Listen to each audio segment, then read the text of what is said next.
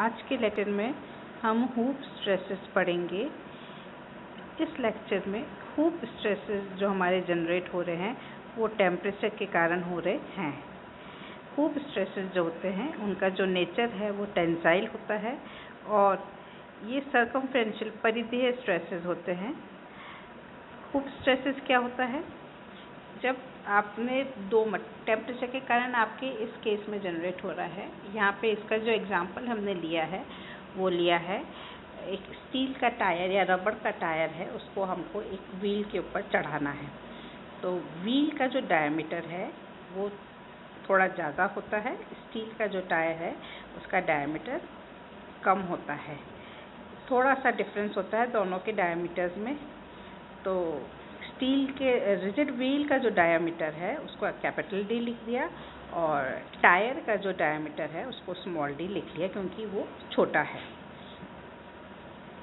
आपको टायर को व्हील के ऊपर चढ़ाना है। अगर टायर का साइज़ व्हील के साइज़ से बड़ा होगा तो वो व्हील से स्लिप हो जाएगा। तो हम क्या करते हैं, छोटा टायर लेते हैं ताकि ग्रिप बन जाए व्हील के ऊपर। अब छोटी चीज़ को बड़ी चीज़ पे कैसे चढ़ाएंगे, तो उसके लिए क्या करते हैं कि हम लोग टायर को गर्म करेंगे। गर्म करने से उसमें एक्सपेंशन होगा। जब वो एक्सपेंड होगा तो वो व्हील के ऊपर चढ़ जाएगा। यहाँ तक तो आपका प्रोसेस हो गया, लेकिन होता ये है कि जब वो उसके ऊपर आपने उसको चढ़ा दिया तो फिर वो टाइम के साथ जब आपने उसको टेम्परेचर हीट देना बंद कर दिया तो वो ठंडा होगा। ठंडा होने के बाद वो कॉन्ट्रैक्ट करेगा, व्हील को कंप्रेस करने की कोशिश करेगा, अपने ओरिजिनल पोजीशन में आने की कोशिश करेगा। रबर का टायर स्मॉल डी के उस पर आने की कोशिश करेगा।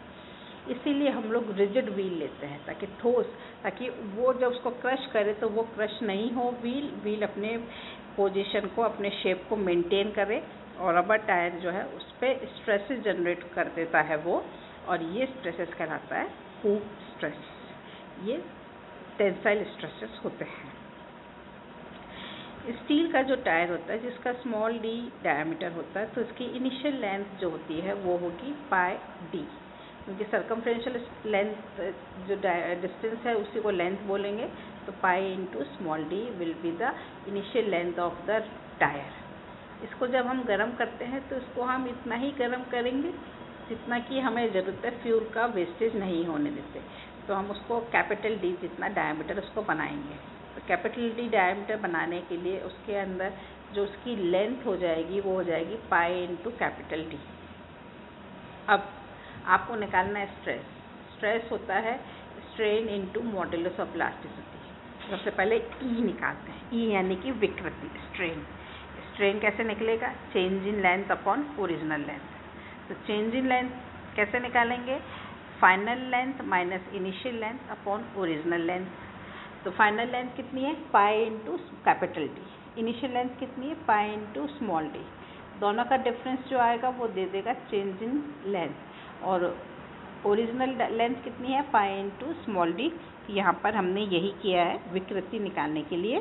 पाई capital D minus pi small D upon pi small D is equal to capital D minus small D upon D. अब स्ट्रेस निकालना है। स्ट्रेस कौन सा स्ट्रेस है? ये हूप स्ट्रेस है, टेम्परेचर के कारण जनरेट हो रहा है। Stress is equal to E into modulus of elasticity capital E. तो ई की जगह हमने पुट कर दिया D minus small D upon D, और ई कितना है? मॉडुलस ऑफ इलास्टिसिटी मटीरियल का आपको दिया होगा, ये आपको पता होता है। इसी के बेस पे एक न्यूमेरिकल करते हैं। एक रिजिड व्हील है, व्हील रिजिड मटेरियल का ही बना होना चाहिए, अगर नहीं तो वो क्रश हो जाएगा। इसका डायमीटर 3 मीटर है, यानी कि 3000 mm इसका डायमीटर है। इट इज़ डिज़ायर्ड, ये आप चाहते हैं कि to shrink on to the wheel पे आप श्रिंक करना चाहते हैं एक और थिन स्टील टायर, एक पतले स्टील के टायर को हम व्हील के ऊपर श्रिंक करना चाहते हैं।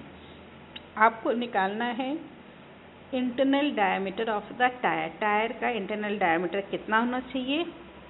अगर फिटिंग के बाद हूप स्ट्रेसेस जो कि टायर में जनरेट हो रहे हैं वो हैं 90 न्यूटन पर mm स्क्वायर, और आपको निकालना है लीस्ट टेम्परेचर, कितना उसको हीटअप करें वो टेम्परेचर भी आपको बताना है।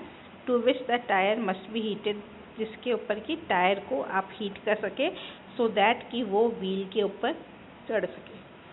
ई की वैल्यू दी हुई है 2 × 10⁵ न्यूटन पर mm²। ये किसके लिए दिया है?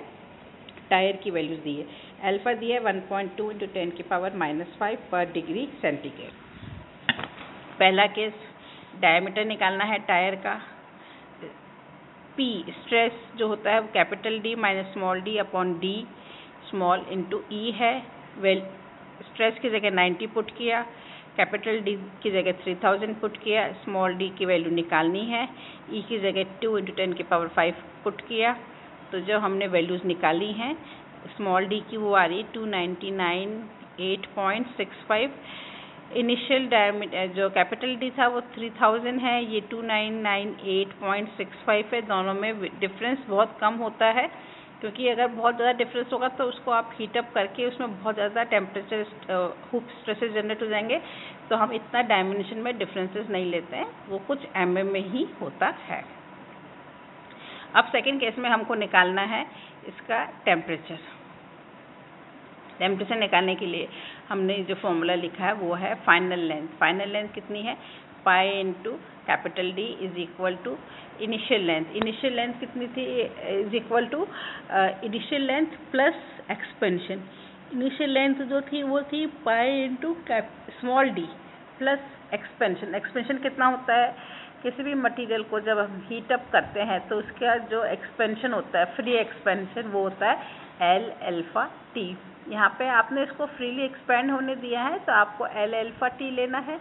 L जो है वो है pi into small d। Alpha की वैल्यू आपको दी भी होती है, T आपको टेम्परेचर निकालना है कि आप उसको कितना हीटअप करेंगे। दोनों इक्वेशंस को बराबर करते हैं।